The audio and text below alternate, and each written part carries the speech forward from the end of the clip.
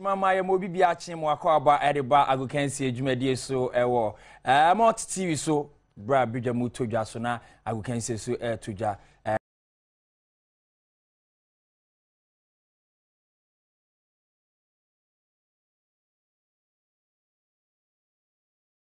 Dani de nyina fitima de kopim Friday na ye de ensem no abro amo ho sedi city du sa media na tese agodie mu nsem ene ye de bro e ba bibia wo na so atimi atie no ahye ne so hye no so se aha na ensem ni sedi city ubenya no anya ncheche mu papa na Dani de nyina se wo pe wagodie mu nsem so anu hu se aha na ubenya no ye won nsem ni bi e wo afi wo fie ye bekọ akopiem so amano ne afi sem no Blaster Lights wo coach Orlando Wellington wo de 30 manless bi aba betudwa entwa mo kwa akopiem South Africa akọ boy onkofa kansie ewo saso na Black Princesses for so nyame admo akina omu gina akono ewo South Africa omo hwe sedi omo mode bon besi akọ ye wo hu nsem ho a ye de bebro Globe Premier League so week 21 ye so eden nsem ne ehihye so se na AC ekọ Edibiasi United ene Kumasi Asante kotoko ne bebo Edibiasi force say na kotoko force so esese ye kwa amano no say ye wo ensem ni bi ewo ho a ye de begu ama UEFA Europa League etodwa uhun se de esi ekoye na fe Sonny Erickson opinion so ye tennis akansi a eguso ekoso Miami ewo US ye de ni nyina bebro weni ensem fofraka Nene 30th March 2012 yede bro ewa agokensi adwumadie so medin ede Adam eje Tony Adams sambe de kame ho ne mfa ensem ni ngo ne hwe sedie esi etie yes ade ane enhyate mfam free Blaster Light for no camp na ensem aba betodwa ene se ora friend Orlando Wellington ede 30 man let's be aba betodwa sambe de ombetwa ani mu se omo beboobom na ene matimi akoye etimi ede ama the Blaster Lights na bibia akọ ani yebeka 2009 na Blaster Light 14 ball modern ade obi enye bi da Africa say the first African country ombeje under 20 FIFA under 20 World Cup no ade asuom nice so then so 2011 no more intimi defend Orlando and de wom koy sambe wasanya kwanya biem so ade be right and the wrongs ni sambe oguso bobo no na sambe 30 man squad odi aba betudwa no so no betete so na ba beka 23 no odi omo akọ piem wo South Africa na omo akọ tournament ho May na Samre omo a ya from no ebekọ piem wo pram 2nd April na fe omo akọ camp wo na bibia timi akọ animu yentie edin no omo a ya from goalkeepers na Felix Anan of Free Kotoko Muntari Tego Mediama Sporting Club Michael Sainania Danso Redu Unisa Academy defenders near Barbara Man Kotoko Daniel Amati Interlight Richmond Nketia Mighty Jets Lawe Asama Temayi Daniel Sowate Great Olympics Emmanuel Obo Unity FC 24 friend Paul Liberty Professionals Kwakwa right to dream Inusa Musa Mighty Jet Lawrence Lati Ashgold Ahmed Adams Brekum Chelsea na fe midfielders so midfielders here Prince Bafo Kotoko Tamimu Muntari Mighty Jet Apawasi Edu Midiama Anthony Teria Midiama Ibrahim Adam Fernand Moro Ibrahim New Edibiasi Mumuni Abubakar Edibiasi Safu Jemfi Wild Stars Seydou Salif Wild Stars Isaac Saki Liberty Professionals Nelson Lajagba every Juventus na fe strikers no se Fatal Safi International Allies Mohamed Nasir Rainbow FC Benjamin Fadi Heart of Lions afi Benadata so e final gwemu 30 man squad Ora Wellington edi aba betudwa se obete so na emu 23 akọ piem South Africa na 20 Memu omo akọ bo sa tournament no South Africa nti atwa nim se enema bekoye etimi edi ama Blaster Lights na afi Gloria Konya na 2009 or Egypt no ye be say etimi akọje na niema akoye etimi ede amaye Yantu asunku anim na ye move to Black Princesses for no aso Samuel America said there omo akọ mu wo South Africa omo twa anim so ombe boobom na niema etimi akoye etimi dia mom sanse World Cup ebetodwa FIFA under 20 women's World Cup ebetodwa Japan omo twa anim se omo etimi akọ mu obi ti Samuel there omo akọ mu South Africa na ansa no omo ba abekọ no ye bopini omo no omo twetwe nkomo ye nhwe ensem a Black Princesses for the editudwa omo captain Florence DADSON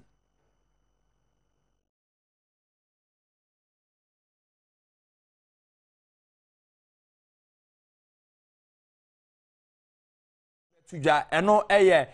kopie mu ewo mo abra no me training ewo Accra Sports Stadium ye kotwa wo mo ma ye de bibia beto oja ye hu se de sitinti ye betwa ne yi de amam na mo hu se de esi koye Black Princesses na bibia timi ekọ animu ewo nansa ne ye beyi sa wo mo training na kakra chem ye kopie mo South Africa ne kopie mo South Africa ne Honorable Emmanuel Usu ansa ye Black Princesses for wo mo management committee chairman etwetwe nkomo na nsem wo de tuja ye ntie Oswayo ntaba nkasi na so e bi dru asunjemu Asempa FM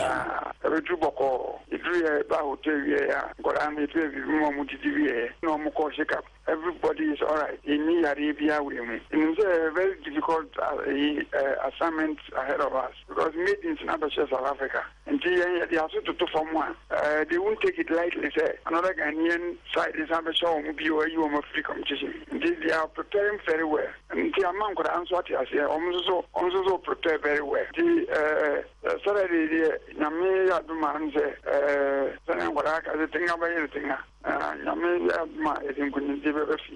3 p.m. I had 3 p.m. not as a Ghana 1 p.m. Empire and almost a bumpire and I mean which Ghana umpire no more. You may have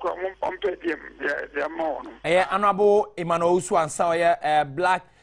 Princesses Wamo management committee chairman I didn't say much just so mo twa ni mu say nyame adom akina 3 p.m. on betimi adi nkunim na afi omo ababe pie mo Ghana na afi hu say under 20 women championship abetodwa ewo Japan no Black Princesses for so betimi akọ pie mu na yenhwe si de besi akọ Florence DADSON so de ensem atudwa abra omo ba be free Ghana akọ yenhwe no so. Everybody is determined to train hard and then look forward to the game because the South Africans, they are not that easy. So we got to prepare very hard and then meet them. So that's what we're doing now. We have a little pressure on us because, as we can see, the maidens have qualified and the queens too are preparing for their championship. They have already won their games. So against South Africa, everybody is looking forward for us to win. The team spirit is very high because we're all determined to play. Everybody is working hard. We want to tell them they should continue praying for us, and we're going there to win on Saturday. So we go there and victory will all be ours. Florence DADSON, your skipper, Adima, Black Princesses no den nsema tuja se kwan bia so mo kopie mo South Africa nkunimdie be ye de anti nyam ya adom achi no de akense ni be hia so de be pie bia hia so se agokense adwumadie so obenya atie san se na nsem ni nyina ye de bro hia no se adwumadie uguso eso ehwe www.multitvworld.com/stream so na www.majonline.com so betimi ahwe adwumadie no Yeah, to us, we are the answer. I'm ready. A Division League Board. Edin sem ababe tuja. No mon sem the ababe tuja. And they say Division League team bako ya nidi a Bongo United. Some ready. 1 more points near the adio mu enya. Ewo mu nyina zone 1A no. Ya tuegu. Esan say 1 more enyama 1 more air no. Nen said that enko anymore. Esan say ne senko omu timi esi akan ewo. Nen so omu timi ana matches bia betimi atodwa zone 1 on some radio womo yetimi ayi womo afri womo party say provisions under article 14(5) GFA regulations no mo de agina mu ayi Bongo United for every competition egusu equity points any goals bia anka womo benya in the build up of the competition nyina yato ade agu a some media to woni Bongo United bo onye bibi free o nyina enya djuma ane ensema some media Division League Board for etimi ababe tuja afa Bongo United for yeso ye de tuja mo hu se de esitie na so watimi ahye no so wago kensi djumadi so ye to aso ku anim dia na Global Premier League some media aba yeah, said week 21 matches and so ABC etimiako. Week 21 fixtures and said AC etie na yehu baby a obi etimi kom. GDS I can see ba kwa ye hwe nim se ABC akone mu ebedin I can see Kumasi Asante Kotoko any Edubiasi United for ebebo eno fixtures na Ashanti Gold any Bechem United, Tema Youth Heart of Lions, Mediama Sporting Club, Arsenal, Liberty Professionals, any Mighty Jet, Diana Stars, any House of Folk na fi, Wild Stars, any Wasama United, Asante Kotoko, any Edibiasi, Football Club na fi, Brekum Chelsea, any Dwarfs, Bebo Yacheni, any Ura Abdul Salam, no Penny Edema. ɛyɛ adubiase for betwetwe nkɔmɔ no nso akyɛ de ɛkɔ ɛwɔ ɛyɛ Globe Premier League no bia hu sɛ de ɔmo kɔ akɔpie mu Kumasi mpo no makɔ akɔdi nkunim anase Kumasi ɔmo kɔ akɔpie no sɛ ne besi akɔ etimi ɛde amo ɔmo ɛwɔ hɔ na bibia ɛwɔ hɔ yesa media yensa aka Ora Abdul Salam ɛwɔ ahoma no so ne betwetwe nkɔmɔ no hu sɛ de esitie President Abdul Salam yɛmo akɔ aba de bag kan sɛ adwumadie so I'm say yɛatwe yɛhwɛ nim sɛ yɛnsa bɛsa etimi aka na yɛne na twetwe nkɔmɔ na yɛnhwɛ ɛyɛ Globe Premier League no sɛ the standings no esi etie ɛwɔ so na Kumasi Asante Kotoko Sam Radio wo mo gusu edikan hwɛ nim sɛ bibia betimi akɔyie etimi ede amomo na Kotoko edikan ɛwɔ 45 points Arsenal Ashgold toss me no 35 points wo mo hwɛ nim sɛ on betimi agbo mo anim Ashgold for coach friend ya champion so guso toto ne ma yi ede bema Ashgold for sɛ de kwan bia so ene ma so betimi akɔyie etimi ede ama Ashgold for nti yɛnhwɛ sɛ ne ma betimi akɔyie de amomo ɛwɔ weekend Kotoko maso akuna du sɛ de nsɛm ni si kon de obɛka de atodwa ɛwɔ agokansi adwumadie no sɛ ɛyɛ PLB ama no too much suspension nti matches me no ɛwɔ no nya de obetimi atena bench yankwa ahoma no so ne ne Abdul Salam president de ma adubiase ɛyɛ United ntwetwe enkomo Ro Abdul Salam yɛ mo akɔ aba ɛde ba ɛyɛ agokansi adwumadie so Mademoiselle Adams na weekend yi ɛyɛ yankwankwa ɛwɔ Kumasi anase Kotoko form wo mo anya no we de muntimi nkɔ ɛyɛ yɛngina nko a Adams metie obi a otie multitude anɔpa bia Kumasi easy nkonkwa easy nkonkwa dia be no hu ti ase easy nkonkwa well Adams dita ma metimaka say Kotoko omoye closer to the lake tata and I metimaka say bia lake tata dey be obi antimi challenge omo but ni wadu bia say ye show first round e war a Gentle Park over quite. And at this time also no, I just say Baba Yara. Nearby premiership no, and say once a penna, Kotoko my problem or Tembiano, you renew Baba Yara. And the Baba Yara and Casano, Parker, I want to qualify the PMO Premier. Your division, I think bien with Michelle order. And the next market was a Yene Mumukrani Ebu, Baba Yara, say Inya, Baba Yara. I wanna young boys and no magic in Naba. And if you know,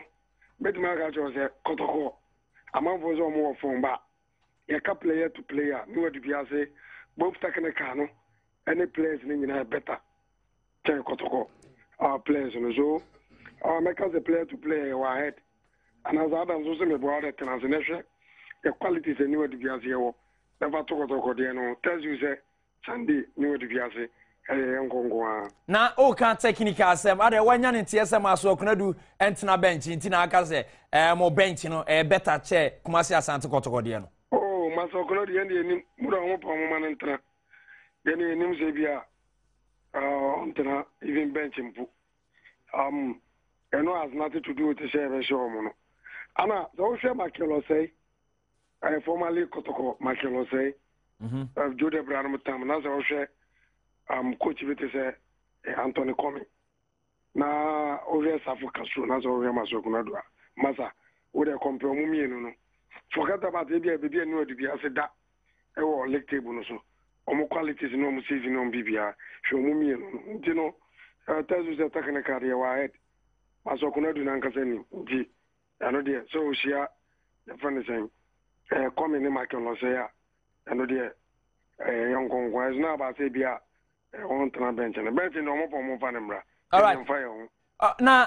we dey nya o dey me mfa so misal yanya ne tie se wo star striker Emmanuel Bafo Wigan any Bolton Wanderers ya de a wo mo hwehwe na sika no wo mo di bia beto na mo apo na se sansem na ehudu rather sem o mo gusu agencies no ne yakasa nti no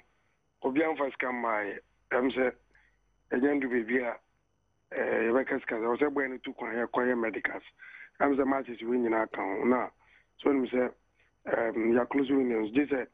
kwa medical side the trust born a leg, you know, if I go kin we answer now. Wako in terms of time wo mukaka. You know, ninyi na yampa na yewie Kotoko match bi obetu kwa medicals nti so ba no asaba be join leg ni we answer na after season no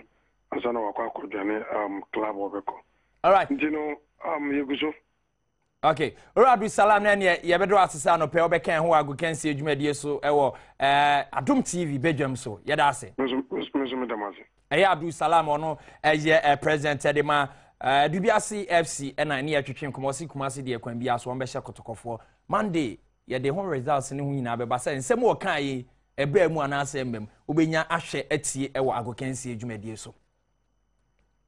Yet was so creating Musuna a branch here by a constituency academy, the senior national team says, the academy Olympic must see a friend Andre de are you now some radio now more training, Mr. A by Munich, Nensa, a bit me, or back to my quack PM, or by many force or much a branch and a branch bia, ne born or bono. Ask ne papa diano, ne papa should be PM or Munich, Emo and Siaka and farmer by Munich, who see academy 1860 Munich inti, Nebano Abadia, the number PM or by Munich, now with Siaka Eddie Amomo, or and some Sam radio, or more Eddie Ababe to the theatre, Andre de are you, Rami Morgan, one Edda by Munich for it, I saw much and someone sabit me accountancy, Oko PMwa, and also bear and Sempa, it's me Eddie Ama, Ghana for near who said the 70 AC airco. Yanto asuni enko pie mo brekum Chelsea for aso na brekum Chelsea e kwa kopie mo dia na elbeka enra de nsemi tuja se alaji MND jaula leporo ade nsemi betu ja se ebe nka nenke hu se nka bibia betimi akọ animu nanka wo mo atimi abo modern wa Africa na nso samre de na wosi edin no omukuta no enya de a sound Ghanaian tibe yanka omudin no omsesa no emsemi betu ja ama brekum Chelsea for so omo asom so omo consider say bi omo din no ombe sesa no anase omo san ye hwe anim se enka nana kwame enketia yensa betimi aka no ewa ahoma no se ne na twetwe nkomo nti samre de yensa ka nana kwame enketia wa ahoma no se ye ne eba betwetwe nkomo na ye hwe anim se bibia bekoye ti nana kwame enketia ba ye ne betwe nkomo wono brekum Chelsea for chief executive officer ni atie se ampa leporo ansem no omo kan no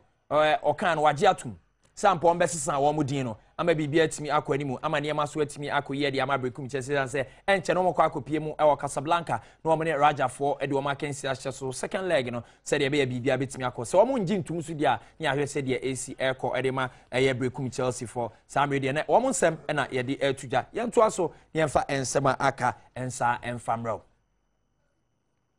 na ye kwanim ne ekopie mu akra so folk na ye hu say de AC etie ona ye hwe say de senenso ansa ne be kwa akra so folk for nsem no ye ne nana kwame enketia entwetwe nkomo ne nhwe brekum Chelsea ensem no nana kwame enketia mu akwa ba de bago kansi adwumade so mo TV so na josune ne na apomo ti say nyamna de na mo so nyankopa adom bode a che na efutu a lepora alaji MND jaula de ba no mo age atum brekum Chelsea mo be sesa mo din no ana we qualify na you decided to be medicine say the transfer again when you prepare for sana but for now na dia na just say dia ya dia tuma na ya njintu ya fa ba mlenya nso me na so na say chafe sana ebi mu say ebia brekum Chelsea na de laka eba ebre mo ma mo de mo ekọ animu enu kan bi mpokrati ena mo empese mo besesa no nyesa na tie se wo boy brekum Chelsea bachai brekum ni London hobi brekum no obun afọ there's a Chelsea in London do no I will London ndi atwara ze brekum media eka ho no ko ane de me hu yo ayi sen ade bi o ma enye the country na tasina ban sana Chelsea na ban there is no wrong thing in it but national chase as it is some benefit nti ene wo gina agokansie so aka che se yenhu brekum Chelsea sa afebọ ebedrum be bia mbesesa idin no ebetima ba se ebehu na afebọ ebetima ba se ebesesa se America na no mu ni pana nyete na ni patie na debia no ene mu nsem bienve e chafe sana be sana je yamana kawota asusu ebetima mana kawota because obi o a name na mana support club ene e obi o so a name nti on club di edru mese chafe sana be All right. Where the men young come and work on so finally Mambisao. I'm for say more attention in our Champions League in Tiama, a Globe Premier League, no said there also. I know what to say. So, attention, Fatasiana and Bear 60 to 70 years. I was Champions League in so. You see, at this time, as other seminal, as I say, racing, league now, but I know the baby person will say out of it. And he knew a bit on the leaking. Just a year done, and everything yet me, I win the matches and the after you.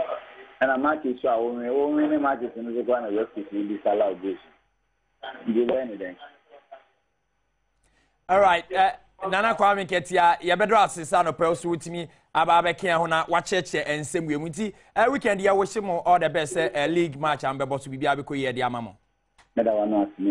Nana Kwame Ketia or Brekum Chelsea for CEO near Nene Chipin. Some ready and call across the folk in Semson and some about to just say a branch your friend Uria Santi, Obekedi to just say or pass a comment be our Facebook. Abra or Kowishi, Coach Maso, cannot do your Kumasa Santi coach, you know, or Kowishi, a year. All the best a year match and all Quacobona Sambre and my house for the betu just at Dentina Brantia we see a kind of across the folk. Near see a kind na coach Nako Bonabasso said your baby Biabe Quedim. No, Ama Sambre did Yababe to Janse Ria Santi. And it's 2 week a year wages there, Nensa, Moya Eddie, almost to so more Jeffrey in some Yabahma and penny for Ebe confirm it. And so I who almost there be from a reliable source from patches. Ni sika so de omo atia ye hwe se de besi etimi akona mi bisa se enti Facebook comment so etimi masa ansem we etimi be pia na se etimi embepia ne ensema etimi aba beto edwa ye ko yanim na fe ye hasen sem na yegusu wo na abrantia ba akoso ye friend Eduardo Fum osi akan de macross fum ebeto odwa se woni heart for CEO FLORENCE akon na meeting course wo yi bi emano abrantia Eduardo Fum ase entisa yentie no kwa bia se me chief executive yi insem ano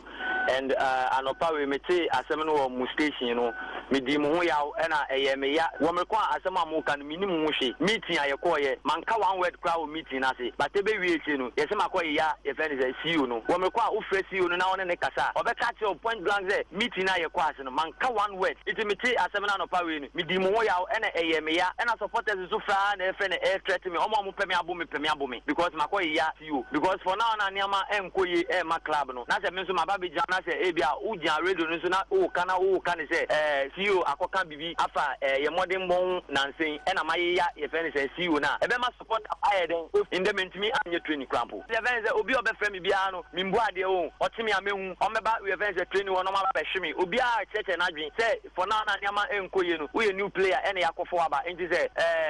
management any mu ye meeting na so mehu bibi na se omo ka right now we management because me so in club no me was meeting ayekoye no let's ye bi so questions kasa ni nyina obi akasa man ka one word ije ba ne say na fe de mo ka o asempa se me makoye ya ye fe ne say me siwo as say an me mo aba ebi mo pom pe me ni ma hye me kwa ko training ebi pe me abebo me training wo me kwa asema mo ka ni mo hye for now no people are calling me omo threat me ni ade so me so me pese ebi amobe ma omo aya we say ebia sorry na mo de beto wo no enya sa na sorry ne eti na nkofu njaa me ye threatening the cause any yebebu yebe say na me so me won to me na me nya peace na me so me fanye edwuma na me ba say me ba be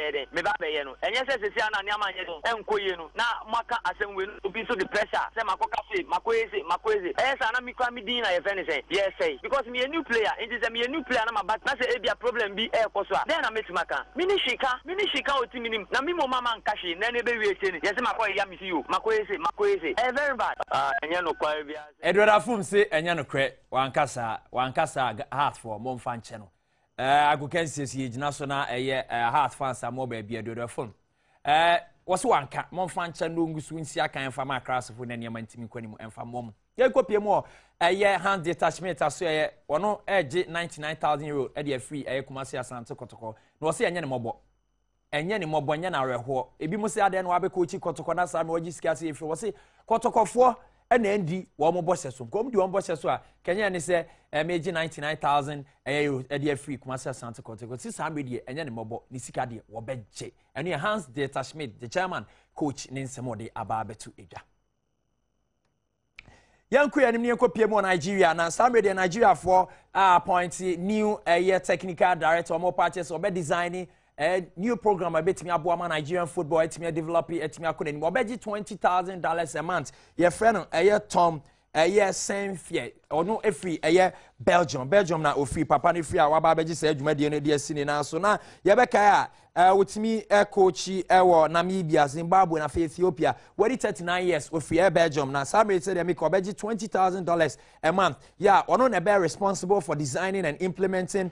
football development program at the Bema Nigerian Football Federation. Ti Samre de Nigeria for so ombefa bibini coach nemo technical director de omakofa broni ya ofri Belgium ne nsema ababeto edwa. Yanku yanim na afi UEFA Europa League eno nya bi hwe ewo Adom TV na afi Joy Sports na eno matches ni se de sikwa yenhwe se de si. We start with action from the Europa League, where Schalke entertain Athletic Bilbao in the first leg of their quarter-finals. Bilbao appeared to be still buzzing, having eliminated Manchester United in the last round as they took the lead through a giant forward, Fernando Llorente, who tidied up a loose ball that fell at his feet. Former Real Madrid star Raúl was enjoying his time amongst his compatriots. The Schalke forward found the net just 31 seconds after the restart. And Raúl was indeed on fire. He unselfishly tried to slip the ball to Klaas-Jan Huntelaar. The ball span into the air after Almore Bieta's challenge. He then produced this fantastic effort to put Schalke 2-1 up. Llorente then added his second with a header at the front post from a corner with 17 minutes to play. Two more goals followed as Bilbao made a final burst. Marcos was on hand to fire in a parried shot from Susaeta, and Ika Monain netted another as Bilbao take a 4-2 advantage back home ahead of next week's second leg. Yo creo que ha sido un partido abierto, un partido difícil. Sabíamos que iba a ser muy difícil. He says, I think the match was pretty open. It was tough. We knew it was going to be like that, though, against a great Schalke side. But we played as a team. We were united. And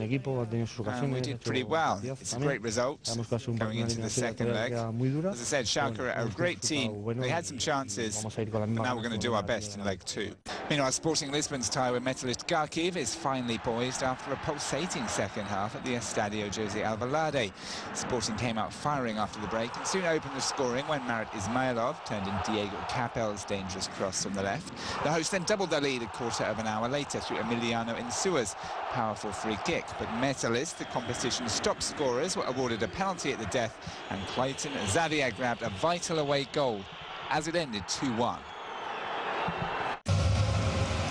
AZ Alkmaar will take a 2-1 lead to the Mestalla next week as Valencia's poor away record in Europe continued. The Dutch league leaders nicked the lead and added time at the first half through Australian Brett Holman, who drifted into the penalty area unnoticed to steer a sweetly struck side-footed volley into the back of the net. The Liga side responded 7 minutes after the break. Mehmet Topal towered above the Alkmaar defence to steer his header into the corner to secure the valuable away goal. Well, Alkmaar continued to press forward and they got their winner. A slick move down the left flank saw Martin Martins time his run to perfection before latching onto Holman's cross to fire the home side into a 2-1 lead ahead of the second leg. Atletico Madrid fans celebrated a last-minute winner as their side deservedly edged Hanover 2-1 at the Vicente Calderón. Radamel Falcao gave Atleti the lead inside the first 10 minutes, but they failed to make their large swathes of possession count as the Germans equalised against the run of play just before half-time through Mama Diouf. The Spaniards continued to threaten after the break and finally got their reward when Eduardo Salvio curled in superbly from the edge of the box on 89 minutes. Advantage Atletico in this one. Nano UEFA Europa League no nsem na etimi aba beto jawe quarter final no first leg and on there to ja next week second leg no so beto ja no hu said ye AC kwayenhwe Bundesliga no so said ye eno sinyame adma weekend yi ebesi etimi akọ.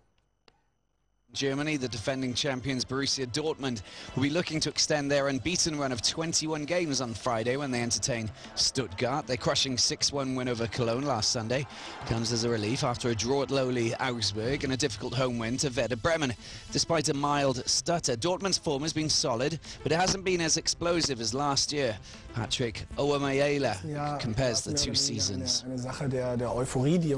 Last year it was euphoria that pushed us forward. This year it's a bit different because das letzte Jahr quasi verarbeitet, aufgenommen. Es hat sicherlich ein bisschen gedauert, deshalb haben wir am Anfang vielleicht auch das ein oder andere Spiel nicht so erfolgreich gestalten können, wie man das von uns gedacht hat. Aber wir sind mit der Situation richtig umgegangen und sind jetzt so weit, dass wir wissen, was wir alles können und setzen das anders ein. Also nicht nur oder nicht extra mehr von der Euphorie getragen, sondern wissen um unsere Stärke und setzen das bewusst ein, wissen genau, was wir können. Dortmund are looking for their second successive league title and have gathered experience from last year's campaign. Owamaela explains how they must sometimes sacrifice fancy football for hard graft. Wir mussten erstmal akzeptieren, dass wir halt nicht we had to accept the fact that we couldn't always win matches because of our quality on the pitch, but rather we had to work hard as a team and battle for wins. And recently we've managed to do that. Though sometimes it doesn't always make a great game, but to be honest, we don't care as long as the points are ours in the end. Dortmund stand 5 points above second place Bayern Munich, who they'll meet on April the 11th in what could be the title decider, as Lucas Barrios explains.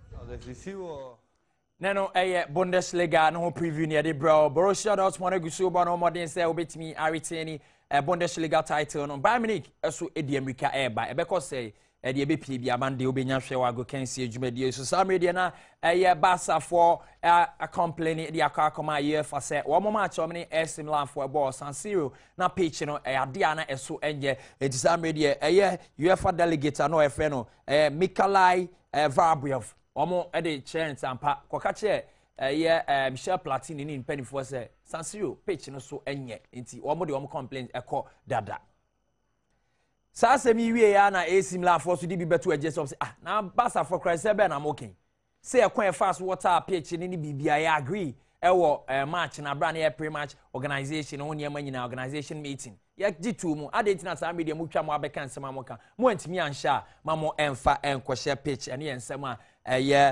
wo mo so edi aba betudwa afa ensem a Barca for aka na so ni nyina mu no Javier Mascherano yo nso si aka ni bisi da bi pitch ne de na enye FIFA boss Blatter say kasakasa bebre FIFA for kasa nya no ne hia omo hia action na esetimi ebam ne ja kasa bebrebe na enche papa or professor wo Institute of Governance Basel Switzerland their friend Mark Pike the report bi bo obeboa na fe FIFA for corruption aya erewura mu no matimi asan enema bebre na no na se Blatter san sem de wo mo kan na so mo ansan enema ade a ebe hadwe pa wo FIFA asoe Nanti yabehwe se bibia bekoye ebetimi ede amomo afe samre Sonny Eriksson open to ja Miami Novak Djokovic kunanim Rafael Nadal kunanim Andy Murray kunanim yenhwe se de esi ko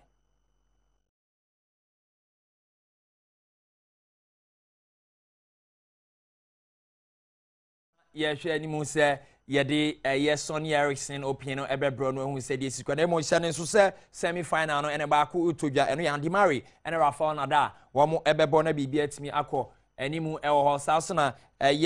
Novak Djokovic so ne one Monaco eso bebo me na from semi final na set tinyame adma na echina na gichia so final na obeto dwane ehu di obeje Sonny Eriksson 2012 open ewo Miami ne ehu se de ebesi atimi akọ na akopie eso ewo na abranti a yefre no Mane Pacquiao de nsema ba beto dwane na nsema de to dwane so se na kensi a na kutuku akensi a woni Timothy Bradley ebekono ade a ense bibia betimi atete no Timothy Bradley akensi onene ebe ekono osi ukopiemu ewo Philippines omo de niema tata na tas no niema na nso osi enche na declare na asset ya ma ono na ye obi a wuskapa ewo Philippines for Congress and on Parliament ono no ne wuskapa na nso ni na mo si June 9 oni Timothy Bradley e de be hye so na nye sa ansema mo ka no ene ebetete no some ready ensema am di nka fa Sonny Eriksson open ewo Miami ne yenkofa ne hwese de sitia. The hard courts of Florida, where Maria Sharapova overcame a shaky start to beat Caroline Wozniacki in a thrilling semi-final at the Miami Masters. Sharapova broke the Dane twice on her way to racing into a 4-1 lead in the opener before she surrendered the next 5 games as her serve simply fell apart. A wayward forehand capping a run of 22 unforced errors that had Wozniacki 1 set to the good. The second set was a mirror image of the first, with Sharapova dominating from the outset, but this time the second seed stayed solid from the back of the court as she powered her way to the set 6-2 and drew herself level. The former world number ones were now in uncharted territory since their previous 5 meetings had all ended in straight sets. After Sharapova endured a frustrating start to the decider, she finally moved a break ahead in Game 6, albeit with a stroke of luck. And despite some brief resistance from Wozniacki, the Russian safely served out the match to book her place in the final. Spending your 28th birthday in Miami and having fish for lunch sounds like the perfect day. Well, Juan Monaco did exactly that as he booked his place in the semi-finals of the Miami Masters after eliminating Marty Fish. Wins over Gael Monfils and Andy Roddick was the perfect way to prepare himself for another American scalp, and he broke Fish in just the second game of the match. A string of backhand errors from the abnormally flat Fish added further misery. The Argentine was in total control, and it wasn't long before he had secured the set, having dropped to just 1 game. There was more of the same for Monaco in the second set. This sensational lob should have landed well wide, only to curl back onto the sideline at the very last second. A well-weighted drop shot ended Fish's misery after 1 hour and 23 minutes to complete a memorable 28th birthday for the 21st seeded player from Argentina. Na eno so ne ye gina ne de ago kansi adwumadi na abana wie ye ne no Miami Masters na Sonny Erickson Open 2012 to jawo Miami eno ho ensem na ye de bro na ago kansi ye gina so na ne ye de abana wie na Friday say de onim na Open enti weekend no kono na wa ma bibia atimi atoto yie na bibia kwa animo Port Production Kwame wababiem with full vim bibia kwa animo sa so na Prince ebo adwuma papa na bibia kwa cameraman Samasante wasema amuni dia maybe obeba bia so betum ti maboni din maso IT also ha dwen na fi Pakwesi Richardson son Black Light Benji set na fi Mami Adwoa eso boa ma bibia kwa na sema ya ameka eche no and they say remember I'm the greatest. I said this even before I knew I was. I know yen sema me de man na bibia timi akọ animu na bibia so wotimi ati ahye so. Demo kan hu se enkwa de obepe nkwa, obedo nkwa na bibia timi akọ animu eno na eye Spanish for ne se de el amor la vida say love life na bibia timi kon weekend kwa ho se de be amande e be se timi ahia na bibia timi akọ ye timi e di amasan make artist so ebo apeye makra mo kaba e de mpense mu eba na wei ene edi jaw e wa go kansi dwumadie so